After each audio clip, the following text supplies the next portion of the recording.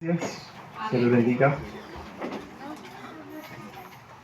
Bueno, nuestro hermano pastor ya oró por esta exposición y vamos a hacer entonces un repaso de lo visto el día de ayer.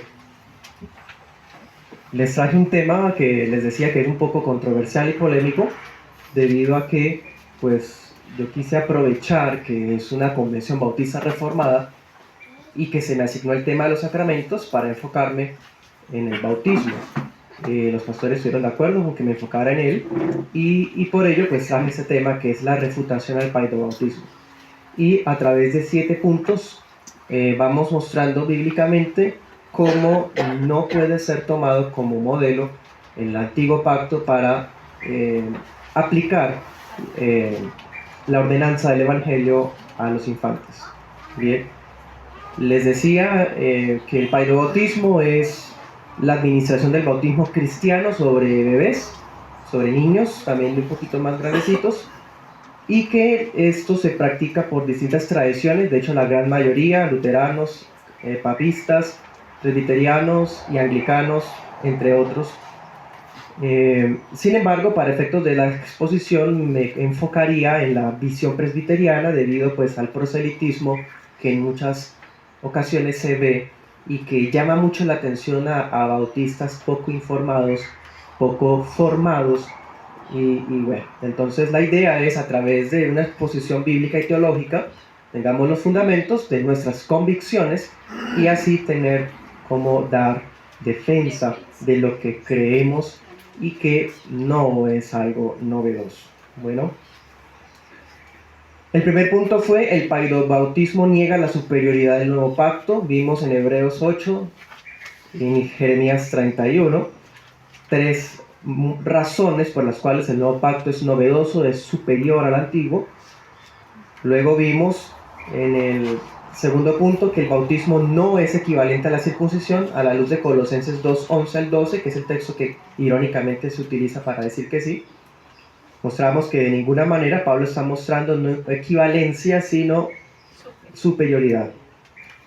También en un tercer punto vimos los lavamientos del Antiguo Testamento que no son el bautismo cristiano, que el bautismo generalmente apela a distintos rociamientos que aparecen en el Antiguo Testamento, como son los lavamientos de purificación, hasta los textos proféticos que habla de que derramaré mi espíritu y los rociaré. Bueno, temas así los usan para sustentar el bautismo de infantes y la aspersión. Pero vimos que estas cosas eran tipos y sombras nada más que hayan su cumplimiento en Cristo Jesús. También mostramos una referencia a Corintios, a Pedro, mostrando otros ejemplos que ellos usan un poco forzados para sustentar su práctica. Y terminamos en el cuarto punto diciendo que la promesa de la que habla Hechos 2:39 no es para los hijos de los creyentes. El contexto está hablando literalmente de los hijos de Israel, ¿sí? Incluyendo a la diáspora y haciendo énfasis en los que son llamados eficazmente al Evangelio. ¿Bien? Es un resumen de lo que vimos el día de ayer. Hoy les traigo los otros puntos 5, 6 y 7, es decir, traigo 3 puntos finales para la exposición de este tema. Vamos a Hechos 16:32. Quinto punto. El paidobautismo transgrede el principio regulador.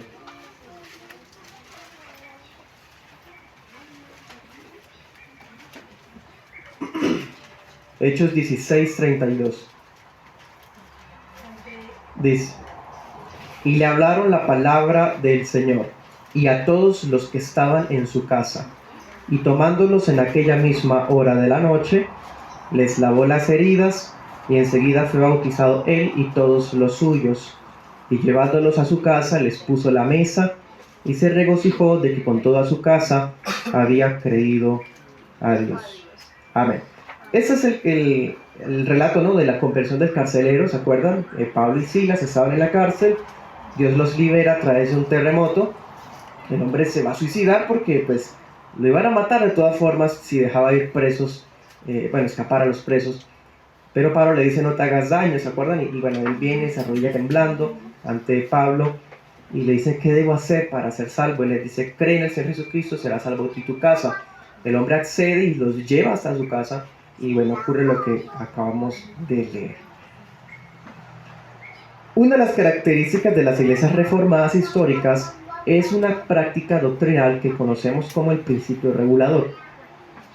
La Confesión de Westminster del 1642 dice lo siguiente, abro comillas: la forma aceptable de adoración al Dios verdadero está instituida por él mismo y está de tal manera limitada por su voluntad revelada que no debe ser adorado según las imaginaciones e invenciones de los hombres o según las sugerencias de Satanás, bajo ninguna representación visible o en alguna otra forma que no esté prescrita en la Biblia.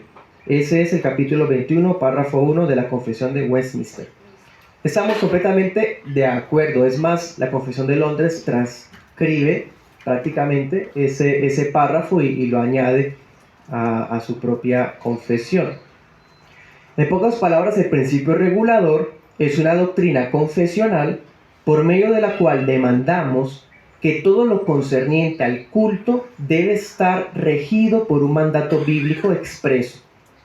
Eso es básicamente el principio regulador, ¿sí? Por lo menos que se contemple en alguna práctica bíblicamente explícita en la iglesia primitiva.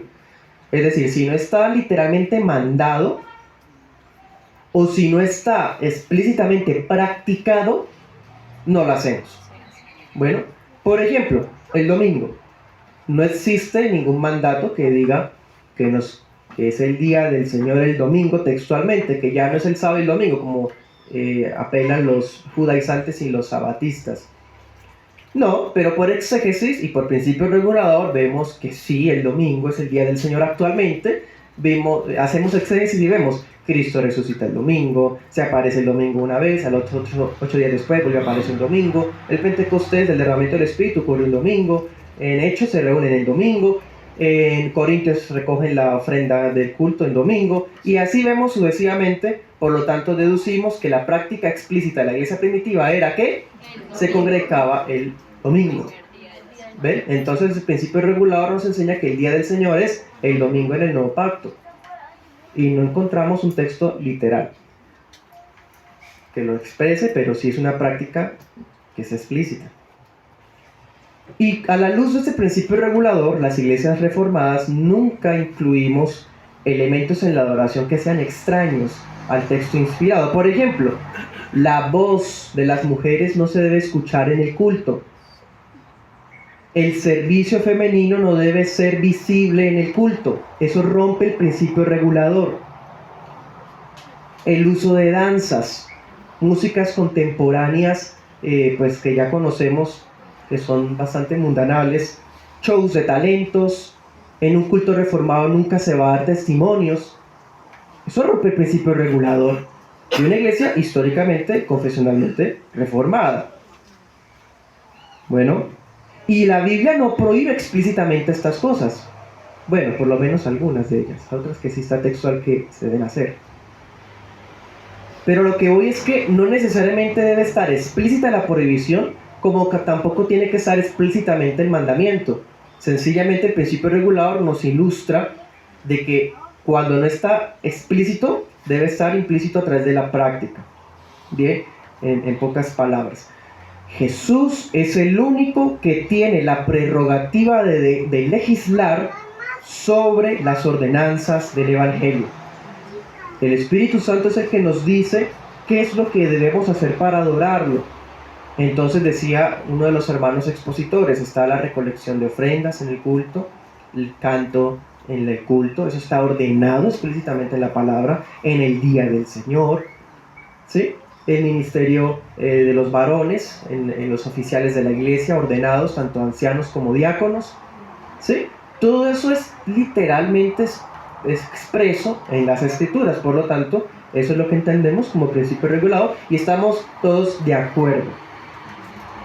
Hasta los presbiterianos, lo acabamos de leer en la Confesión de Westminster. Por lo tanto, las Escrituras son el juez supremo por el cual se decide toda controversia. Tampoco hay polémica con eso. Las Escrituras son el filtro para revisar las opiniones de los hombres. Eso también lo vemos en el capítulo 1 de la Confesión de Westminster, de la Confesión de Londres. Bueno, ahora aterricemos esto. ¿Por qué entonces los paidobautistas imponen una práctica ausente en la Biblia? ¿No son acaso de mayor importancia los sacramentos que los elementos de la liturgia? Los sacramentos, ¿cuáles son? El bautismo y la cena del Señor. Por lo tanto, si Dios ha legislado la liturgia del culto en medio de la sencillez, ¿con cuánta mayor razón ha legislado los sacramentos, que son las señales del nuevo pacto? Tienen mayor importancia. Por lo tanto, así como exigimos mandamiento explícito o práctica explícita en el Nuevo Testamento acerca del culto, con mayor razón sobre las ordenanzas, hermanos. Bueno, y llama mucho la atención porque los paidobautistas, me refiero a los hermanos presbiterianos, y muchos de ellos, incluido Thomas Boston, Lois Berghoff, y usted puede estudiar el tema y va a encontrarse que ellos reconocen que no hay mandato explícito en la Biblia para bautizar niños.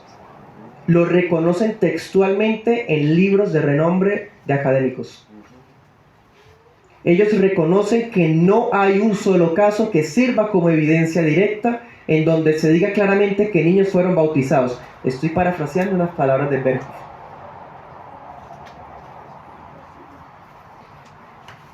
Es usual escucharlos entonces acudir a suposiciones sobre algunas escenas en donde se encuentran familias. Y un ejemplo, Hechos 16, 32. Volvamos para allá.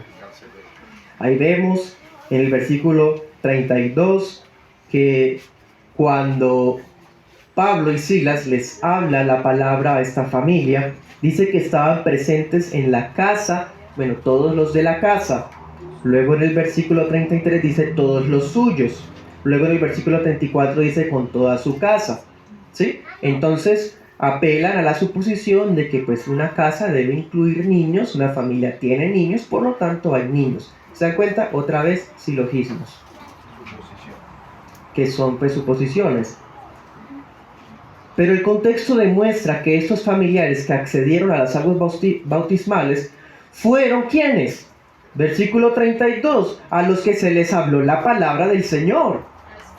Versículo 33, los que accedieron al bautizo fueron los que estuvieron ahí presenciando el lavamiento de las heridas de Pablo y Silas. Versículo 34, ¿quiénes fueron los que se bautizaron? Dice, los que se regocijaron de haber creído a Dios.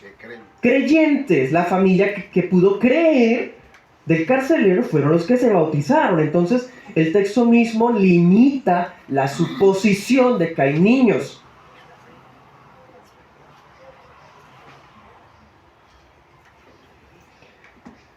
En palabras del doctor Crampton, abro comillas, en última instancia, el argumento a favor del bautismo de infantes es un argumento basado en el silencio.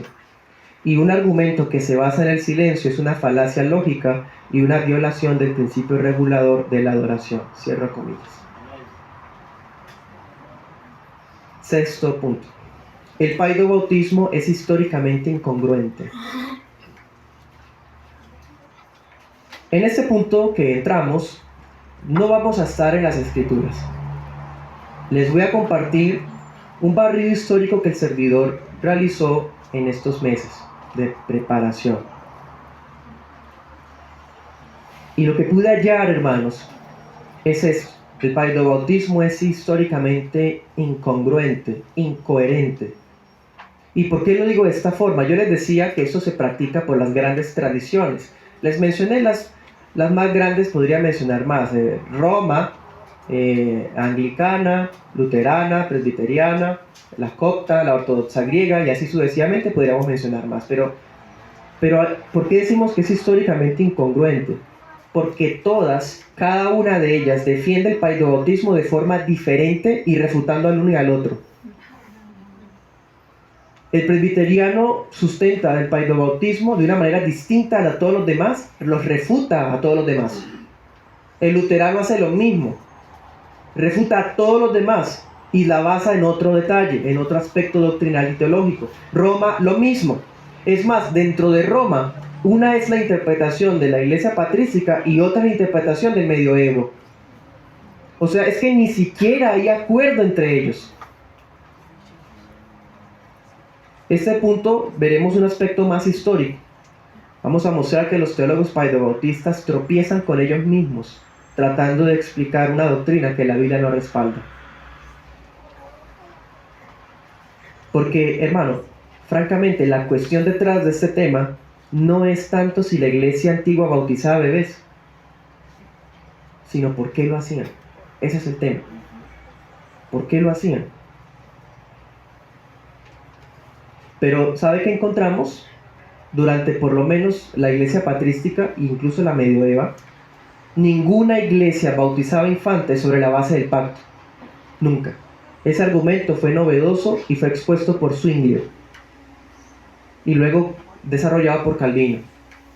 Pero en la iglesia histórica nunca se bautizaba bebés sobre la base del pacto, ni siquiera como contrapartida de la circuncisión, como ya lo vimos. ¿Se acuerdan? Yo les mencioné a Asterio y a Cipriano. Ellos hicieron una analogía, no una equivalencia. Por lo tanto, ni siquiera en la iglesia histórica se hizo esa contrapartida de que el bautismo es igual a circuncisión, por lo tanto, no. Hacían comparaciones. Y se empezó a implementar la práctica de bautizar niños a los 8 días de nacido, pero no generalizadamente, sino en algunas iglesias locales, debido a la analogía con la circuncisión. Por lo tanto, no hay unidad, no hay coherencia entre ellos, ni siquiera creen igual. Es muy diferente la convicción sobre el tema en los padres de la iglesia con la iglesia luterana. La visión teológica de los medievales es diferente a las iglesias reformadas holandesas. Incluso hay diferentes lecturas dentro de Westminster. Y usted puede esto corroborarlo con los distintos presbiterios.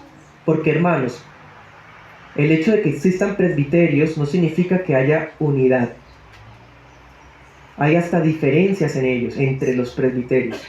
Y fuertes diferencias. Lamentablemente, cosas que vemos hasta entre nosotros, hermanos. Solo que a veces pasa que el creyente inmaduro se deja deslumbrar por aparentes estructuras de unidad. Unos dentro de Westminster, lo que voy a decir dentro de Westminster, o sea, dentro de la línea presbiteriana reformada, unos consideran a los bebés bautizados como miembros de la iglesia en virtud de la fe de sus padres. Esa posición es muy común.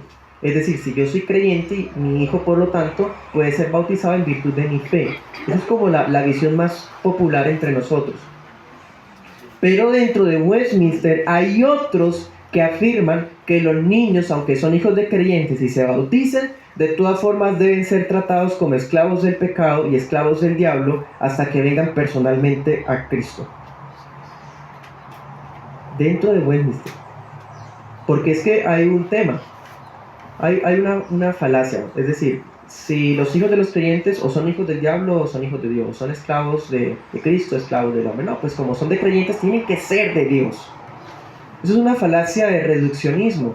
La Biblia no lo presenta de esa manera. O estamos bajo Cristo, estamos bajo Adán. Eso sí es lo que la Biblia muestra. Y estamos bajo Cristo mediante la fe, no mediante la fe de otro, mediante la fe mía. Yo estoy bajo Cristo mediante mi fe, que me regaló el Espíritu Santo. No mediante la fe de otro.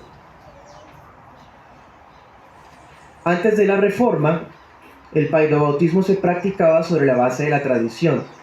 Incluso se creía en la regeneración bautismal. Cuando se bautizaba al bebé, eso lo practica Roma, la iglesia papista, bautizan a los bebés con la esperanza de que sean lavados del pecado original.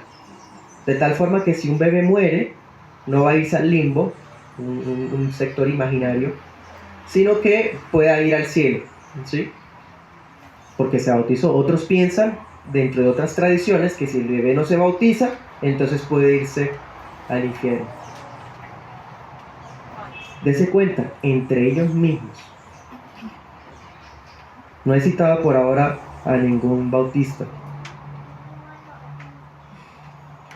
Entonces, y los paidobautistas post-reforma, es decir, luteranos, reformados, congregacionalistas independientes, entre otros, en vez de rechazar el bautismo de infantes, construyeron un nuevo argumento a favor de este basado en el pacto del Antiguo Testamento.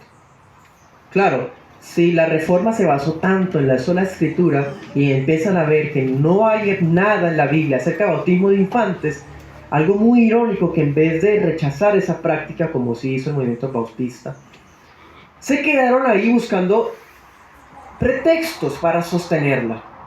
¿Y cuál fue el único que encontraron? Pues apelar al antiguo pacto, porque no tienen de otra, hermano. Porque sin esa apelación al antiguo pacto, se les derrumba completamente. Bien, entonces, ¿y saben por qué hay tantas diferencias en interpretación dentro de ese tema, dentro de ellos mismos? Es porque hay una pregunta. Yo les mostraba el día de ayer, hablando de la circuncisión, que el bautismo y la fe son cosas inseparables. Eso no lo pone en duda nadie, ni siquiera el padre bautista. Por eso el presbiteriano, por ejemplo, apela a la fe de los papás. En la iglesia de medioevo se creía que el niño no creía, pero entonces se tomaba de la gracia de la iglesia triunfante, como un tesoro celestial de fe, y que la iglesia se lo presta al niño. Imagínense eso. ¿Sí? Entonces no creyeron los papás, sino la iglesia, por él. O sea, siempre ellos reconocen que la fe tiene que estar presente. Pero debido a que en el pequeñito no puede vérsele, no puede estar, no puede evidenciarse, tiene que buscarla en otras maneras. Entonces necesitan justificar el papel de la fe, el papel de la iglesia en el bautismo de infantes. Y por eso mismo es que pueden haber 7 maneras diferentes de sostener el paidobautismo. Porque la visión de la fe, la visión de la iglesia que tiene la iglesia papista es muy diferente a la que piensa la iglesia reformada holandesa. Por lo tanto, sus argumentos se construyen diferentes y obviamente en contraposición a los otros. El bautismo de infantes es históricamente incoherente. Y dense cuenta, hermano, en el afán por justificar esa práctica, se apartaron de la sencillez de esa ordenanza. Una de las cosas que yo personalmente más me sorprendía era los tipos de argumentos muy interesantes, bastante filosóficos y teológicos, pero que no hubiesen tenido lugar si se hubieran aferrado a lo que la Biblia dice con tanta sencillez. Se apartaron de la sencillez de la ordenanza, de la conexión que existe con la fe de los conversos. Por eso hay decenas de inconvenientes doctrinales, decenas de inconvenientes prácticos, debido a las múltiples respuestas imaginarias. Y en vez de que se unan, lo que genera es cada vez más división entre ellos mismos. Y división en los sacramentos. Porque, por ejemplo, para nosotros como bautistas confesionales, el bautismo está conectado a la cena, de tal modo que los que participan de la cena son los bautizados. Las iglesias históricas creemos así. No hago referencia a los movimientos anabaptistas de nada, estoy hablando de los bautistas particulares. Pero para el paidobautista hasta su creencia divide los sacramentos. Porque el Nuevo Testamento testifica que todos los bautizados pueden venir a la mesa del Señor, pero ni siquiera entre ellos hay acuerdo sobre en qué momento los hijos pueden venir a la mesa del Señor. Ni siquiera eso pueden estar de acuerdo. Algunos están de acuerdo con la práctica infantil de la Eucaristía, otros no, otros pueden estar de acuerdo con la práctica infantil de la Cena del Señor, de tantos días, o espera que tenga tantos años, y cada una de las 7 va a decir diferente. Hasta en eso hay incongruencia.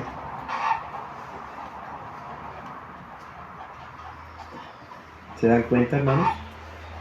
Les recomiendo un libro de Jeffrey Johnson, se llama El defecto fatal de la teología detrás del bautismo de infantes. Hace un recorrido muy interesante. Les recomiendo también otro texto que de hecho ayer ya alguien lo obtuvo, de los doctores Hendrik Stander y Johanne Low, que son autores paidobautistas, donde estudian el bautismo en el libro El bautismo en la iglesia primitiva. Bueno, en esos dos libros hace un recuento histórico muy interesante de todas estas creencias y las distintas posturas, y las distintas respuestas y las distintas prácticas que hay. Sí hay material, hay mucho material, y más ahora en ese tiempo. Entonces un bautista inmaduro que fácilmente sea arrastrable para cambiar sus convicciones es simplemente irresponsabilidad, negligencia. Séptimo punto, y con este terminamos.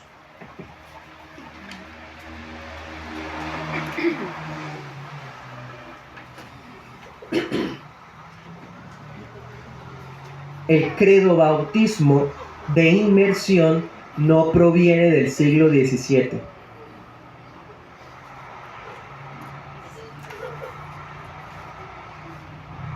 El paidobautista más acérrimo, y aquel que se comporta así más sectarista, a veces trata de apelar a la historia para tratar de fundamentar la práctica milenaria. Es que nosotros no estamos diciendo que no se haya practicado. Hasta en los padres de la iglesia algunos practicaban el bautismo de infantes. Nadie niega eso. Ahorita lo que dijimos fue por qué lo hacían, ¿cierto? Y por otro lado, ellos pues para sentir que tienen sustento de siglos atrás, pues apelan a la historia, bueno, ignorando las distintas posturas teológicas que hay, ¿no? Solamente en Occidente. Pero eso no implica que la práctica credo-bautista haya surgido en el siglo XVII con los anabaptistas y con los bautistas particulares. Es que antes todos bautizaban niños, pero cuando aparecieron los bautistas, entonces se volvió común. No, eso no es cierto. Eso es falso. La práctica original credo-bautista se realizaba no solo en la iglesia primitiva, como vimos en Hechos 16, sino también en la iglesia patrística. De hecho, la epístola de Bernabé, capítulo 11, libro del siglo II, dice, abro comillas, bajamos voluntariamente al agua, llenos de pecados y suciedad, y subimos, es decir, de la inmersión, llevando el fruto del temor en nuestros corazones y teniendo la esperanza en Jesús en el Espíritu. Bernabé, capítulo 11, un libro del siglo II. Es decir, había prácticas de inmersión, había prácticas donde se demandaba la fe de creyentes para poder ir a esas aguas bautismales.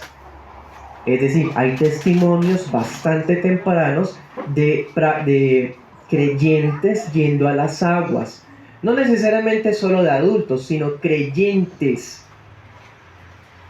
Otra obra patrística muy temprana, Primera Apología de Justino Mártir, siglo II.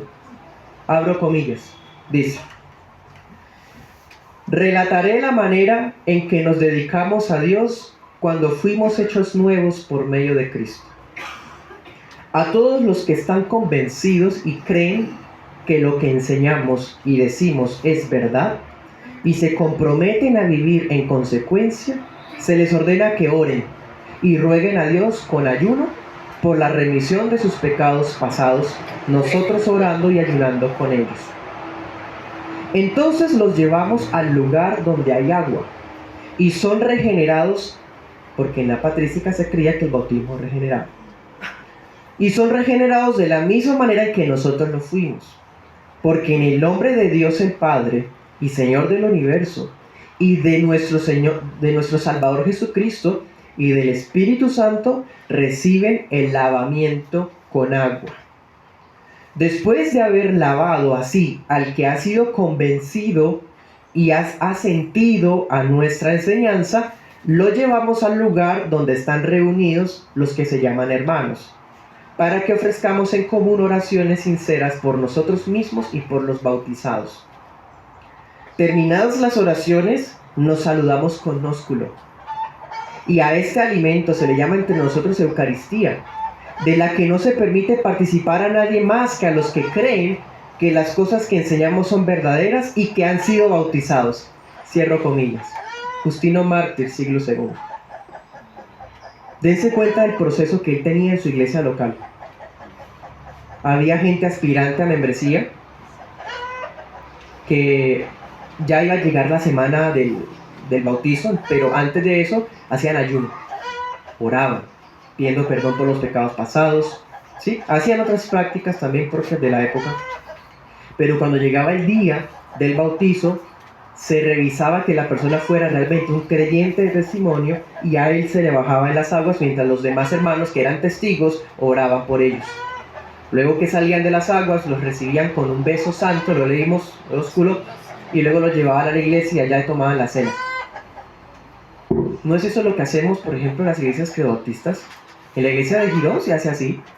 Hacemos el bautismo temprano en el día del Señor, cuando hay aspirantes a membresía, y regresados entran al culto, y como nosotros celebramos la cena del Señor todos los domingos, el bautizado nuevo ya puede participar de la cena.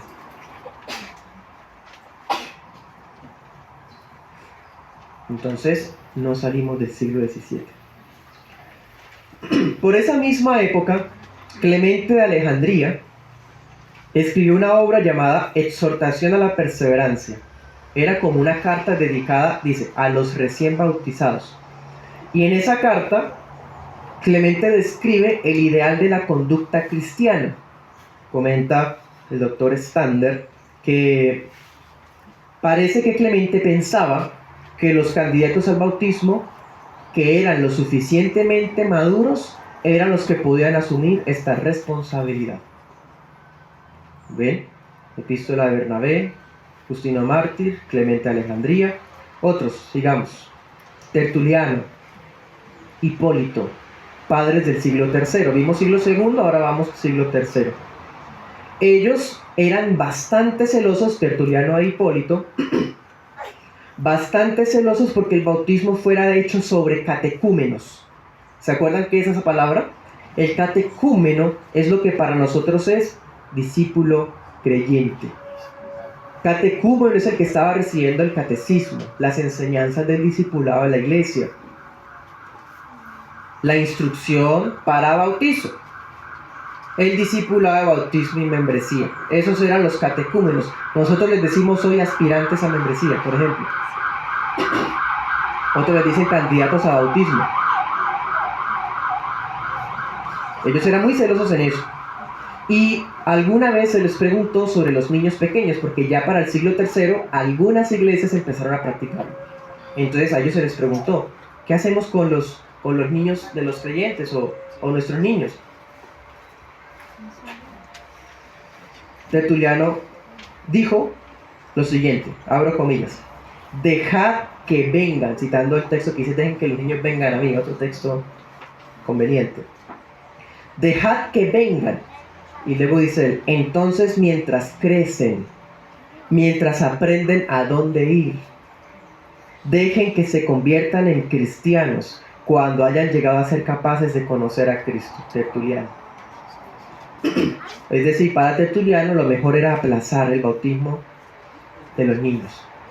O sea, dése cuenta, era lapso, no se negaba a bautizar a los niños, pero si se le preguntaba a él y en su iglesia local, él prefería esperar. Hipólito.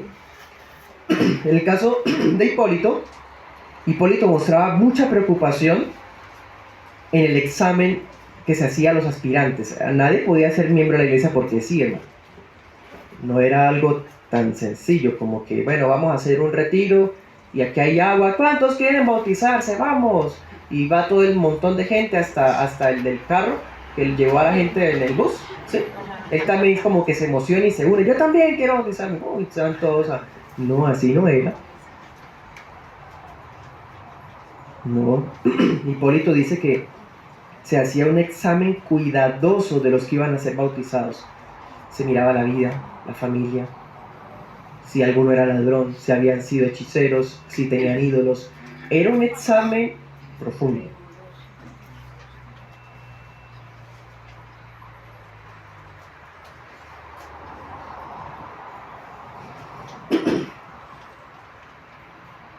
¿Sí? Voy a citarles nuevamente a otro de ellos. Abro comillas, aquí del siglo III. Dice: la preparación para el bautismo comenzaba un jueves. El viernes se ayunaba y el sábado se pasaba el día en la lectura bíblica. Llegado el día del bautismo, presumiblemente en el día del Señor, el candidato se quitaba las ropas. Era un símbolo de que renunciaban a su vida anterior. Se quitaban las ropas, quizás quedaban, decimos acá, en paños menores, porque debido a que tenían tantas creencias un poco místicas sobre el bautismo, de que lavaba pecados, de que regeneraba, pues ellos entre más se mojaban completo, mejor. Sí, entonces, si renunciaban, se quitaban la ropa simbolizando su vida anterior, entonces, para que su ser entero fuera renovado en el agua. El obispo se situaba a la orilla del arroyo o en el borde de la pila, ¿sí? Habían o en aguas corrientes o en aguas quietas, da igual. Mientras un diácono ayudaba al candidato. Comenta uno de los autores, el doctor Stander: desde épocas tempranas se recitaba un credo. La persona cuando estaba allá en las aguas empezaba a decir el credo como confesión de fe, como confesión de la fe en Jesús antes de poder ser bautizado. Sin embargo, tras la introducción del bautismo de infantes, especialmente desde el siglo IV, cuando se popularizó, el credo dejó de ser parte de la liturgia bautismal. Claro, porque ya que... Pero antes el credo era parte esencial en el discipulado y en el bautismo. Es decir, el que se iba a bautizar debía decir el credo. Bueno, asimismo, rociar unas gotas o limitarse a tocar la cabeza con dedos húmedos fue algo que tuvo lugar mucho después. Bien, dense cuenta, hermano, es que el bautismo de creyentes, el bautismo surgió en el siglo XVII. De ninguna manera. Al contrario, el bautismo de infantes empezó a aparecer por allá en el siglo III y se hizo popular en el siglo IV. Y de ahí en adelante empezó a construirse distintas justificaciones, hasta llegar a las distintas justificaciones que existen hoy. Tertuliano e Hipólito y otros padres posteriores, aquí ya vamos siglo IV, siglo V, por ejemplo, Cirilo de Jerusalén, Gregorio Nacianceno, Pseudo Dionisio, ellos testificaron de la necesidad de sumergirse completamente en las aguas bautismales 3 veces, invocando a cada una de las personas de la Trinidad.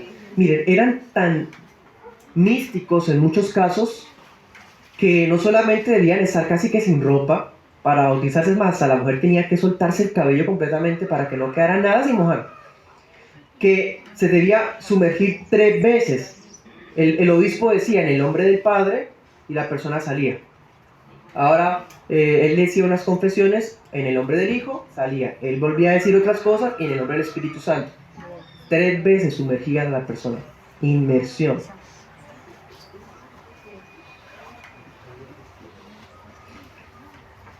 De esto se desprende el hecho de que el uso de bautisterios amplios fuera desapareciendo. Las iglesias empezaron a construir bautisterios a partir ya cuando la iglesia tuvo paz con el imperio, ¿sí? Por ejemplo, hay vestigios de un bautisterio en Siria que data del siglo III y es un bautisterio que tiene hasta escalones, amplio. Pero desde el siglo XIII fueron cada vez más frecuentes y fueron finalmente reemplazados por pequeñas pilas en el siglo XVI. Las iglesias tenían bautisterios grandes, pero en el siglo XVI ya empezó a popularizarse la que hemos visto.